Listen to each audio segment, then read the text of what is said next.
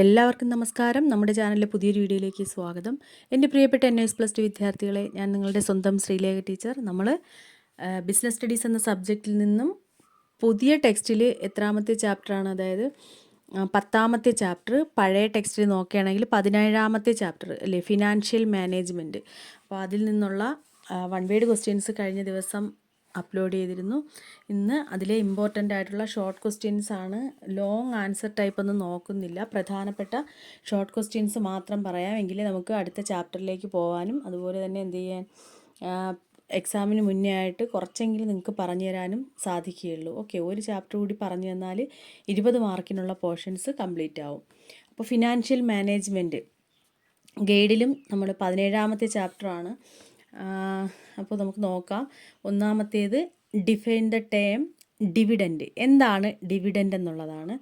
കമ്പനിയുടെ ലാഭത്തിൽ നിന്നും ഓഹരി ഉടമകൾക്ക് വിതരണം ചെയ്യുന്ന ഭാഗത്തിനെയാണ് നമ്മൾ എന്തെന്ന് പറയുക, ഡിവിഡൻഡ് എന്ന് പറയുന്നത്. ഒരു കമ്പനി അല്ലേ, അത് പ്രവർത്തിക്കുമ്പോൾ ഒരു കമ്പനിക്ക് ലഭിക്കുന്ന ലാഭം, ആ ലാഭത്തിൽ നിന്നും ഓഹരി ഉടമകൾക്ക് വിതരണം ചെയ്യുന്ന ഭാഗത്തെ ഡിവിഡൻഡ് എന്ന് പറയാം. ഇത് നമ്മൾ കേൾക്കുമ്പോൾ തന്നെ പഠിച്ചു പോകാവുന്നതേ ഉള്ളൂ. അതായത് കമ്പനിയുടെ ലാഭം, ആ ലാഭത്തിൽ നിന്നും ഓഹരി ഉടമകൾക്ക് കൊടുക്കുന്ന ഒരു വിഹിതം, അതിനെയാണ് ഡിവിഡൻഡ് എന്ന് പറയുന്നത്. നെക്സ്റ്റ് ക്വസ്റ്റ്യൻ, രണ്ടാമത്തേത്, what is meant by optimal capital structure. എന്താണ് ഒപ്റ്റിമൽ ക്യാപിറ്റൽ ഘടന എന്നതുകൊണ്ട് ഉദ്ദേശിക്കുന്നത് നോക്കാം. മൂലധന ഘടന ലാഭക്ഷമതയെയും ധനകാര്യ നഷ്ടസാധ്യതയെയും ബാധിക്കുന്നു. മൂലധനം എന്ന് പറഞ്ഞാൽ എന്താണ്? നമ്മൾ ഏതെങ്കിലും ഒരു സംരംഭം ആരംഭിക്കുന്നതിന് വേണ്ടുന്ന ക്യാഷ് അല്ലേ, അതിന് വേണ്ടിയിട്ട് നമ്മൾ ചിലവാക്കുന്ന തുക. അപ്പോൾ ആ മൂലധന ഘടന ലാഭക്ഷമതയെയും അതുപോലെ തന്നെ ധനകാര്യ നഷ്ടസാധ്യതയെയും ബാധിക്കുന്നതാണ്. കടത്തിൻ്റെയും അതുപോലെ ഇക്വിറ്റിയുടെയും അനുപാതം, ഇക്വിറ്റി ഓഹരിയുടെ മൂല്യം, ഇക്വിറ്റി എന്ന് പറയുമ്പോൾ നമ്മൾ നീതിപൂർവമായതെന്നൊക്കെയാണ്, അതിനെയും അതുപോലെ തന്നെ അങ്ങനെയുള്ള അതിൻ്റെ അനുപാതത്തെയും ഇക്വിറ്റി ഓഹരിയുടെ മൂല്യം കൂട്ടുകയാണെങ്കിൽ അതിനെ ഏറ്റവും അനുയോജ്യമായ അല്ലെങ്കിൽ ഒപ്റ്റിമലായിട്ടുള്ള മൂലധന ഘടന എന്ന് പറയാം. ഇവിടെ ക്വസ്റ്റ്യൻ ഇതായിരുന്നു, ഒപ്റ്റിമൽ ക്യാപിറ്റൽ സ്ട്രക്ചർ എന്ന് പറഞ്ഞാൽ എന്താണ് അല്ലേ, അതായിരുന്നു. അല്ലെങ്കിൽ ഒപ്റ്റിമൽ ക്യാപിറ്റൽ എന്ന് പറഞ്ഞാൽ എന്താണെന്നായിരുന്നു ക്വസ്റ്റ്യൻ. മൂലധന ഘടന എന്ന് പറയുന്നത് ലാഭക്ഷമതയെയും ധനകാര്യ നഷ്ടസാധ്യതയെയും ബാധിക്കുന്നതാണ്. കടത്തിൻ്റെയും ഇക്വിറ്റിയുടെയും അനുപാതം, ഇക്വിറ്റി ഓഹരിയുടെ മൂല്യം കൂട്ടുകയാണെങ്കിൽ അതിന് ഏറ്റവും അനുയോജ്യമായിട്ടുള്ള മൂലധന ഘടന എന്ന് നമുക്ക് പറയാവുന്നതാണ്. നെക്സ്റ്റ്, മൂന്നാമത്തെ question, state the meaning of financial management. Financial management means ധനകാര്യ മാനേജ്മെൻറ്റ് അല്ലെങ്കിൽ ധനകാര്യമായിട്ടുള്ള കാര്യങ്ങൾ കൈകാര്യം ചെയ്യുന്നതിനെയാണ് നമ്മൾ ഫിനാൻഷ്യൽ മാനേജ്മെൻറ്റ് എന്ന് ഉദ്ദേശിക്കുന്നത്. മൂലധന ഫണ്ട് എന്ന സുപ്രധാന സാമ്പത്തിക വിഭവത്തിൻ്റെ ഫലപ്രദമായിട്ടുള്ള വിനിയോഗമാണ് എന്തെന്ന് പറയുന്നത്, ധനപരമായിട്ടുള്ള മാനേജ്മെൻ്റ് എന്ന് പറയുന്നത്. അതായത് എല്ലാത്തിനും ഒരു ഫണ്ട് ഉണ്ടാവില്ലേ, അപ്പം മൂലധന ഫണ്ട് എന്നുള്ള പ്രധാനപ്പെട്ട സാമ്പത്തിക വിഭവത്തിൻ്റെ ഫലപ്രദമായിട്ടുള്ള വിനിയോഗത്തെയാണ് നമ്മൾ എന്തെന്ന് പറയുന്നത്, ഫിനാൻഷ്യൽ മാനേജ്മെൻറ്റ്. അവിടെ ഒരു വേർഡ് ഉപയോഗിക്കുന്നത് സാമ്പത്തിക വിഭവത്തിൻ്റെ ഫലപ്രദമായിട്ടുള്ള വിനിയോഗം, അതാണ് എന്തെന്ന് പറയുന്നത്, ഫിനാൻഷ്യൽ മാനേജ്മെൻറ്റ് അഥവാ ധനപരമായിട്ടുള്ള മാനേജ്മെൻറ്റ് എന്ന് പറയുന്നത്. നെക്സ്റ്റ്, നാലാമത്തെ question, what is meant by financial planning. എന്താണ് ധനകാര്യ പ്ലാനിങ് എന്നതുകൊണ്ട് അർത്ഥമാക്കുന്നത്? ഫിനാൻഷ്യൽ മാനേജ്മെൻറ്റിൻ്റെ പ്രധാനപ്പെട്ട ധർമ്മങ്ങളിലൊന്നാണ് ഏതെന്ന് പറയുന്നത്, ഫിനാൻഷ്യൽ പ്ലാനിങ്. ധനപരമായിട്ടുള്ള ഏതിനും ഒരു പ്ലാനിങ് ഉണ്ടായിരിക്കണം അല്ലേ. അപ്പോൾ ധനശേഖരണത്തിൻ്റെ രീതി നിശ്ചയിക്കുക. ധനശേഖരണം എന്ന് പറഞ്ഞാൽ സ്വരൂപണം. ഒരു കമ്പനി ഏത് സംരംഭം ആയിക്കോട്ടെ അതിൽ ധനശേഖരണത്തിൻ്റെ രീതി നിശ്ചയിക്കുക, ധനത്തിൻ്റെ ശരിയായ വിനിയോഗം തീരുമാനിക്കുക എന്നിവ അടങ്ങിയ പ്രക്രിയയാണ് എന്തെന്ന് പറയുന്നത്, ധനകാര്യ ആസൂത്രണം അല്ലെങ്കിൽ ഫിനാൻഷ്യൽ പ്ലാനിങ്, ധനകാര്യ പ്ലാനിങ് എന്നൊക്കെ അർത്ഥമാക്കുന്നു. അപ്പോൾ സ്ഥാപനത്തിൻ്റെ ധനപരമായിട്ടുള്ള പ്രവർത്തനങ്ങൾ സംബന്ധിച്ച ലക്ഷ്യങ്ങൾ, നയങ്ങൾ, പരിപാടികൾ, നടപടിക്രമങ്ങൾ, ബഡ്ജറ്റ് എന്നിവ നിർണ്ണയിക്കുന്ന പ്രക്രിയയ്ക്കാണ് ഫിനാൻഷ്യൽ പ്ലാനിങ് എന്ന് പറയുന്നത്. ഒന്നുകൂടി പറഞ്ഞുതരാം. ഫിനാൻഷ്യൽ മാനേജ്മെൻറ്റിൻ്റെ ഏറ്റവും പ്രധാനപ്പെട്ട ധർമ്മങ്ങളിൽ ഒന്ന് തന്നെയാണ് ഫിനാൻഷ്യൽ പ്ലാനിങ്. ആകെ വേണ്ടുന്ന ധനത്തിൻ്റെ അളവ് കണക്കാക്കുക, ഒരു സംരംഭത്തിന് അല്ലെങ്കിൽ ഒരു കമ്പനിക്ക് ആവശ്യമായിട്ടുള്ള ധനത്തിൻ്റെ അളവ് കണക്കാക്കുക, അങ്ങനെയുള്ള ആ ധനം സ്വരൂപിക്കുന്നതിനുള്ള രീതി നിശ്ചയിക്കുക, അത് ശരിയായ രീതിയിൽ കാശുണ്ടായാൽ മാത്രം പോരല്ലേ, അത് ശരിയായ രീതിയിൽ പ്രയോഗിക്കുക, വിനിയോഗിക്കുക, അതിന് വേണ്ടിയിട്ടുള്ള തീരുമാനം എടുക്കുക. ഇതൊക്കെ എന്തിൽ വരുന്നതാണ്? ധനകാര്യപരമായിട്ടുള്ള ആസൂത്രണത്തിൽ, ആ ഒരു പ്ലാനിങ്ങിൽ വരുന്നതാണ്. അതുപോലെ തന്നെ സ്ഥാപനത്തിൻ്റെ ധനപരമായിട്ടുള്ള പ്രവർത്തനങ്ങൾ സംബന്ധിച്ച് ലക്ഷ്യങ്ങളുണ്ടാവും. ആ ലക്ഷ്യങ്ങൾ, നയങ്ങൾ, പരിപാടികൾ, എന്തെങ്കിലുമൊക്കെ നടപടിക്രമങ്ങൾ, ബഡ്ജറ്റ്, ഇങ്ങനെയുള്ള എല്ലാ കാര്യങ്ങളും നിർണ്ണയിക്കുന്ന പ്രക്രിയയ്ക്ക് നമുക്ക് ഫിനാൻഷ്യൽ പ്ലാനിങ് അഥവാ ധനകാര്യ ആസൂത്രണം എന്ന് പറയാം. അതുപോലെ നമ്മുടെ ചാനൽ ആദ്യമായിട്ട് കാണുന്നവരാണെങ്കിൽ, വീഡിയോ കാണുന്നവരാരെങ്കിലും നമ്മുടെ ചാനൽ ആദ്യമായിട്ടാണ് കാണുന്നതെങ്കിൽ എന്ത് ചെയ്യുക? സപ്പോർട്ട് ചെയ്യുക, സബ്സ്ക്രൈബ് ചെയ്യുക. അതുപോലെ നിങ്ങൾ ബെൽ ബട്ടൺ കൂടി ഓണാക്കി ഇടുകയാണെങ്കിൽ നിങ്ങൾക്ക് എന്തായാലും നമ്മുടെ ചാനലിലൂടെ നിങ്ങൾക്ക് എഡ്യൂക്കേഷൻ സംബന്ധിച്ചുള്ള വീഡിയോസാണ് ലഭിക്കുന്നത്. അത് നിങ്ങളിലേക്ക് എത്രയും പെട്ടെന്ന് തന്നെ എത്തുന്നതാണ്. ഓക്കെ. അതുപോലെ ആർക്കെങ്കിലും 2025 ഏപ്രിലേക്കോ തുടർന്നോ ഒക്കെ അഡ്മിഷൻ എടുക്കാൻ താല്പര്യമുണ്ടെങ്കിലോ സെൽഫ് അഡ്മിഷൻ എടുത്തവർക്ക് ഏതെങ്കിലും സബ്ജക്റ്റിൻ്റെയൊക്കെ ട്യൂഷൻ ആവശ്യമുണ്ടെങ്കിലും കോൺടാക്റ്റ് ചെയ്യാം. ഓക്കെ. നെക്സ്റ്റ് 5ാമത്തെ question, explain any 2 factors that are taken into consideration while determining the fixed capital requirement of a company.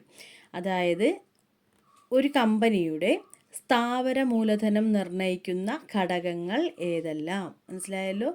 അപ്പോൾ ഒരു കമ്പനിയുടെ അല്ലെങ്കിൽ ഒരു സ്ഥാപനത്തിൻ്റെ സ്ഥാവര മൂലധനം നിർണ്ണയിക്കുന്ന ഘടകങ്ങൾ ഏതെല്ലാമാണെന്നാണ് ക്വസ്റ്റ്യൻ. ഏതൊക്കെയാണ്? ഒന്നാമത്തേത് ബിസിനസ്സിൻ്റെ പ്രകൃതം, രണ്ടാമത്തേത് ബിസിനസ്സിൻ്റെ വലിപ്പം, മൂന്നാമത്തേത് ഉൽപ്പന്നങ്ങളുടെ തരഭേദങ്ങൾ, നാലാമത്തേത് ഉൽപ്പാദന പ്രക്രിയയുടെ തരഭേദങ്ങൾ, അഞ്ചാമത്തേത് സ്ഥാവര മൂലധനം സമാഹരിക്കുന്ന രീതികൾ. ഇവയൊക്കെയാണ് സ്ഥാവര മൂലധനം നിർണ്ണയിക്കുന്ന ഘടകങ്ങൾ എന്ന് പറയുന്നത്. മനസ്സിലായല്ലോ.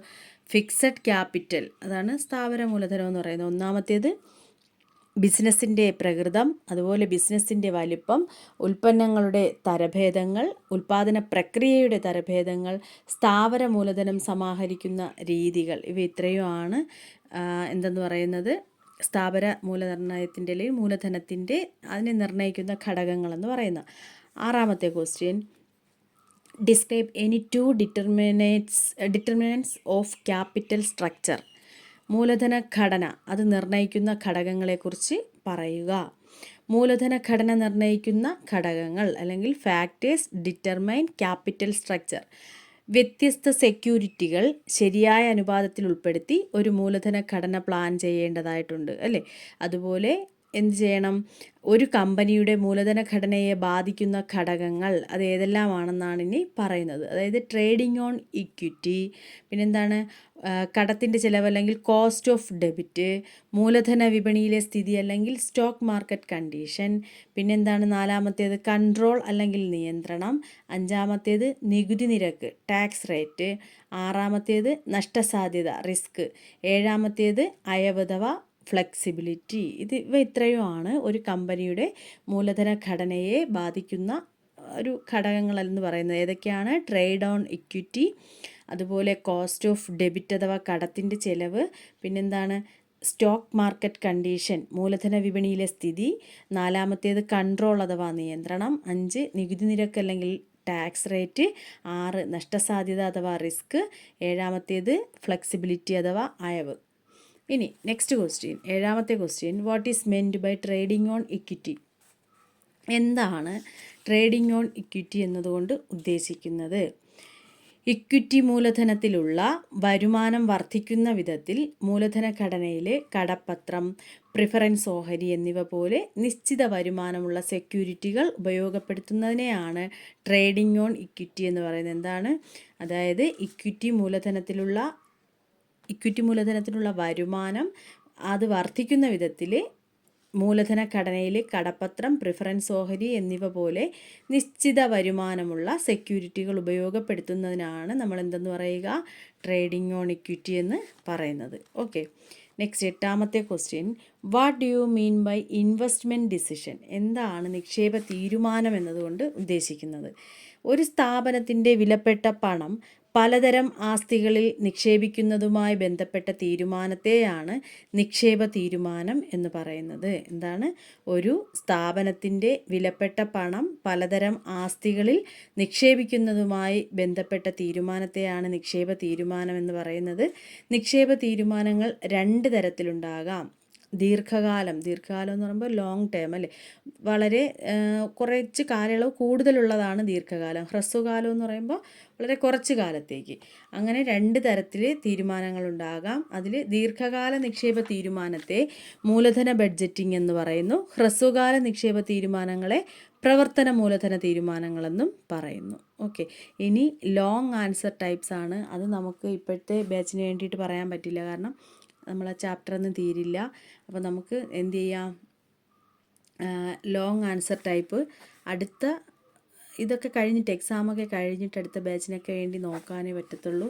ഇല്ലെങ്കിൽ നമ്മൾ ഈ പറഞ്ഞ ഈ 16-ാം തീയതിക്ക് മുന്നേ അല്ലെങ്കിൽ 15-ാം തീയതിയൊക്കെ ആകുമ്പോൾ നിങ്ങൾക്ക് പറഞ്ഞുതരാമെന്ന് പറഞ്ഞാൽ കംപ്ലീറ്റ് ചെയ്യാൻ പറ്റത്തില്ല. ഓക്കെ, അപ്പോൾ എല്ലാവരും നന്നായിട്ട് പഠിക്കുക. എന്തെങ്കിലും ഡൗട്ടൊക്കെ ഉണ്ടെങ്കിൽ ചോദിക്കാം. ആരോ പറയുന്നത് കേട്ടു 12-ാമത്തെ ചാപ്റ്റർ പഠിക്കാനില്ലല്ലോ എന്ന്. ഞാൻ വീണ്ടും പറയുന്നു, 12-ാമത്തെ ചാപ്റ്റർ എന്ന് പറയുന്നത് ഏതാണ്? ടെക്സ്റ്റിൽ 16-ാമത്തെ ചാപ്റ്ററാണ് പുതിയ സിലബസ് പ്രകാരം 12 എന്ന് പറയുന്നത്.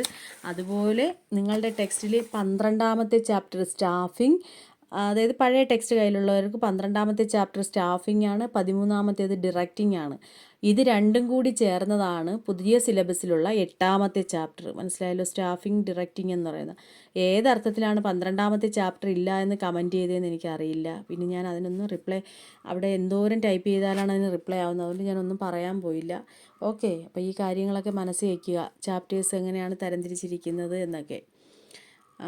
ഇപ്പോഴത്തെ നിങ്ങളുടെ കയ്യിലുള്ള ടെക്സ്റ്റിൽ നോക്കിയാൽ അറിയാം, 16-ാമത്തെ source of long term finance ആണ് 12-ാമത്തെ ചാപ്റ്റർ, പുതിയ ടെക്സ്റ്റിലെ 12-ാമത്തെ ചാപ്റ്റർ. അതുപോലെ ഞാൻ ഇത് മുമ്പും പറഞ്ഞതാണ്, അതിനുള്ള സിലബസിൻ്റെ വീഡിയോ ഇട്ടിട്ടുണ്ട്. അപ്പോൾ നിങ്ങൾ അതുപോയി കാണുക. ഓക്കെ, മറ്റൊരു വീഡിയോയിലൂടെ വീണ്ടും കാണാം. താങ്ക്